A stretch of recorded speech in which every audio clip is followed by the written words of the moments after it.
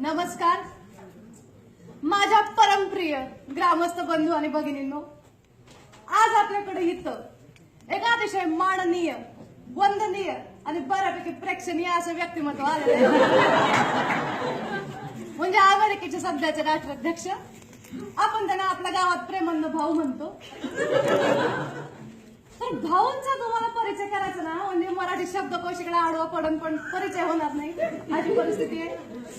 परंतु तुम्ही मला एवढं प्रेमाने निवडून दिलं इकडे अध्यक्ष म्हणून, सरपंच म्हणून हे काम मला तिकडे करायला लागणार आहे. आता असा किस्सा झाला की येता येता भाऊंनी मला पाहिलं. ते म्हणले आईला, म्हणजे इंग्रजीत म्हणते, आईला मॅडम भारतामध्ये महिला निवडून येते. यांच्याकडे ते काम झालेलं नाही अजून. मी म्हणलं भाऊ 33% आरक्षणामुळे का होईना आमच्याकडे महिला निवडून येते. आणि आमचं हे मोरगाव बुद्रुकचे गाव आहे की नाही, ते म्हणजे आदर्श लोकशाहीचं गाव आहे. त्यामुळे 33% वेळा मी सरपंच असते आणि उर्वरित 66% वेळा आमच्या पिंडाचे पप्पा सरपंच असतात. दादा म्हणलं दादा तुमच्याकडे असा प्रकार आता होता राहिलेला आहे, परंतु त्याची आता इथे आपण चर्चा करायला नको. तर या भाषणाला मी कुठून सुरुवात करू आणि कुठून नाही असं मला झालेलं होतं. परंतु आपल्या भारतात की नाही सगळी भाषण आपण असा इतिहासाचा आणि पौराणिक काळाचा साधारण एक आढावा देत असतो. तसंच हे भाषण मी आपल्या पौराणिक काळापासून सुरू करणार आहे. तर मंडळी, मी दादाला सांगू इच्छिते की दादा, आमच्याकडे भारतात की नाही असा एक देव टाईप राजा होऊन गेला. त्याचं नाव भगवान कृष्ण. तर त्या कृष्णाला 2 बायका होत्या आणि इतर अशा त्याच्या बायका होत्या. तर या बाबतीत दादा आपल्या भगवान श्रीकृष्णाच्या पण एक पाऊल पुढे गेलेले आहेत. त्यांच्या 1 नाही 2 नाही 3 मेन आणि इतर असा वाढता परिवार आहे. आणि एक लक्षात घ्या मंडळी, या वाढत्या परिवारामध्ये दादाने एक काम केलेलं आहे, ते म्हणजे त्यांनी पिढीतलं अंतर कमी केलेलं आहे.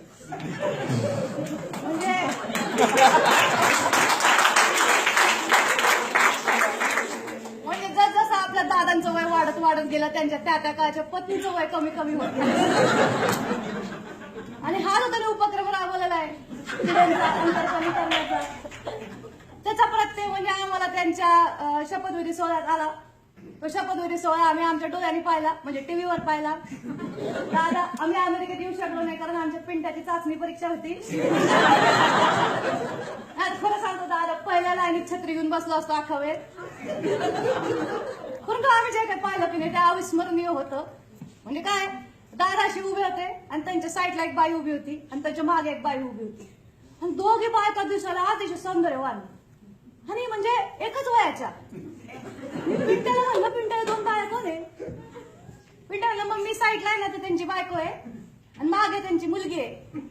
म्हणलं पिंट्या सारख्या वयाच्या दिसतात बाया, संतूर साबण वापरतात का काय? पिंट्या म्हणला मम्मी तुला वाटतं तसं नाहीये, तुला वाटतंय तसं हे सुभद्रा अभिमन्यू प्रकरण नसून थोडस द्रौपदी घटोत्कच टाईप प्रकरण आहे.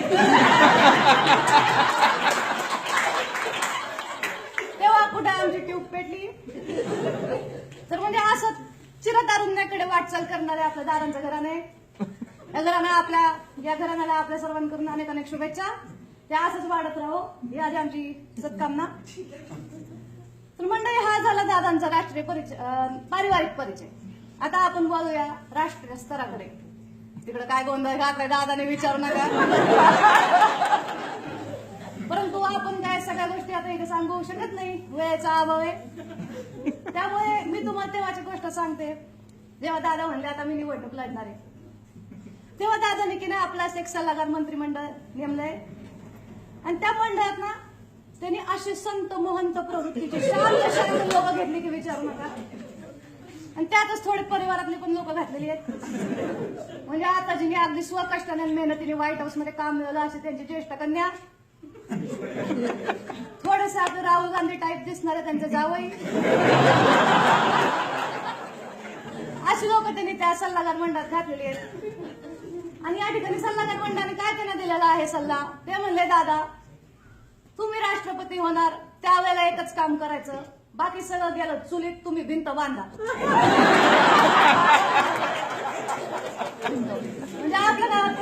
आहे की नाही की दारावर अशी भावली टांगली की इडापिडा येत नाही, तशी थोड्या अमेरिकन अंधश्रद्धा आहे की दारावर भिंग टाकली की इडापिडा येत नाही. म्हणजे आपल्याकडे कसं कैलास जीवन आहे, सगळ्या व्याधींवर एकच मलम कैलास जीवन. तसं थोड्या अमेरिकेचे भिंत बांधून यांनी काम केलेलं आहे या ठिकाणी. तर आमचा पिंड्या म्हणला मम्मी असं भिंत बांधून काय करता येतं का, म्हणजे ह्याला कायदा सुव्यवस्था याच्याने तोडगे काढता येत नाही का, ह्याला बुद्धी वापरून तोडगे काढता येत नाही का. म्हणलं पिंट्या दादांच्या बुद्धीवर नको जाऊ. म्हणजे एक वेळ तुझं पाठ्यपुस्तक वाचू नको पिंट्या, यांचं ट्विटर अकाउंट वाच म्हटलं. म्हणजे त्या ट्विटर अकाउंटला सध्या अमेरिकेची ज्ञानेश्वरी पण म्हटलं जातं. तिकडं म्हणजे आपले भाऊ बुद्धीचा एवढा सडक पाडतात की नाही, म्हणजे अमेरिका तिकडे डुंबत निघाली आता. तर राष्ट्रीय स्तरावर अजून बोलायला आपल्याकडे बरंच आहे, परंतु आपल्याकडे वेळ नाहीये. त्यामुळे आपण पाहू त्याने आंतरराष्ट्रीय स्तरावर काय केलं. दादा आत्ताच अलीकडे नाटोमध्ये जाऊन आले, तिकडे तर काय धुमाकूळ घातला ना विचारू नका. म्हणजे वर्गणी कशी वसूल करायची दादाकडनं शिकलं पाहिजे. दादा आमच्या गावात की नाही गणेश उत्सव असतो, आणि त्या गणेश उत्सवाच्या आधी आमची अशी मीटिंग असते मेंबरची, आणि त्या मेंबर मीटिंग मध्ये आम्ही सांगतो की जेवढे जमन तेवढे वर्गणी द्या. पण होत आहे काय, आमच्या पिंडाचे पप्पा 1,01,000 रुपये देतात, पण तो बाकीचे सदासद आपलं 100, 500 नोटाबंदीमुळे ते बंद झालंय, 1000, काही काही जण 11 रुपये देतात. आणि यावर्षी लोकांना बाहुबलीचा देखाव पाहिजे, त्यामुळे यावर्षी जर वर्गणी कमी आली तर आम्ही सरळ एक काम करणार आहे, भाऊंसारखं लोकांना इकडे लाईनीतच उभं करणार आहे व्यासपीठावर, आणि सगळ्यांसमोर त्यांना सार्वजनिक दम देणार आहे की गणपती चालवायचं मक्ता पिंडाच्या पप्पांनी घेतला नाही, आपापल्या वाट्याची वर्गणी द्या, ना तर भाऊ नाही ना भली नाही, एक एवढीशी लाईट मला सोडून मागणार. नाटो मधला दुसरा मुद्दा तो थेट आपल्याला आपल्या गणेशोत्सवात वापरता येईल, तो म्हणजे प्रदूषण. गेले 3 म्हणजे आमच्या गावाची काय परंपरा आहे ना दादा, की आम्ही कसा 15 फुटी गणपती आणतो आणि 10व्या दिवशी वाजत गाजत त्याचं जे विसर्जन आहे ते गावाच्या एकमेव विहिरीत करतो. परंतु गेली 3 वर्ष काही निरुद्योगी युवा मंडळी आमच्याकडे आलेले अर्ज घेऊन म्हणे ते तसं करू नका, का तर प्रदूषण होतंय म्हणे, त्याच्या एवढीशी शाहरूची मूर्ती घ्या आणि घरी बादलीत विसर्जन करा. त्यामुळे आमच्या भावना दुखावल्या गेलेल्या आहेत दादा, आणि थोडासा पक्षाचा शक्ती प्रदर्शनाचा पण प्रयत्न कमी झालेला आहे या ठिकाणी.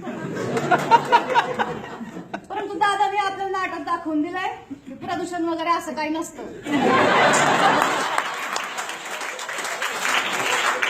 त्यामुळे तिकडे दादा प्यारी सावलातनं बाहेर गेले, आम्ही तर पेनला फोन लावला, म्हटलं 15 फुटी बाहुबली मूर्ती पाहिजे आपल्याला गणपतीची. आणि या आमच्या मूर्तीबद्दल कोणाच्या मनात काही शंका असतील इकडं तर तुमच्या मनातच ठेवा, कारण शेवटी दादाने दाखवून दिलेलं आहे प्रदूषण हे मानसिक असतं, त्याचा पर्यावरणाशी काही संबंध नसतो. परंतु माननीय भाऊनी एवढं सगळं केलं तरी अमेरिकन जनता अजून नाखुशच आहे. ते म्हणतात भाऊनं निवडून दिलं खरं, परंतु आमच्या आयुष्यात काहीच फरक पडला नाही, आमच्या नोकऱ्या वाढल्या नाही, आमचे पगार वाढले नाही, पोरं बोंडात शाळेत काही जातात ते शिकत नाही, अजून वैद्यकीय सुव्यवस्था वाढलेली नाही, आमचा इन्कम टॅक्स कमी झालेला नाही, आमचा राहू दे भावनी स्वतःचा भरला की नाही हा प्रश्न. त्यामुळे तिकडं वातावरण की नाही असं म्हणजे टेन्शन मधलं झालेलं आहे. तर का अमेरिकन जनतेला माझं इकडं असं म्हणणं आहे की काय शेवटी लोकशाहीत मतभेद असतात, मतभेद असणारच, मतभेद असलेली लोकशाहीत सगळ्यात टुणटुणीत लोकशाही असते.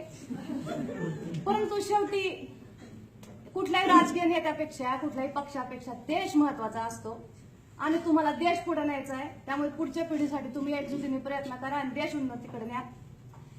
तर दादा आपल्याकडे आले त्यामुळे माझं भरून पावलं, आणि लोक तुम्ही तर काय प्रतिसाद दिला राव.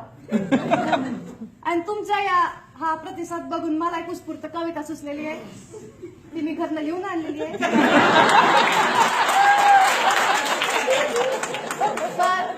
या कवितेने मी आजच्या भाषणाची सांगता करणार आहे.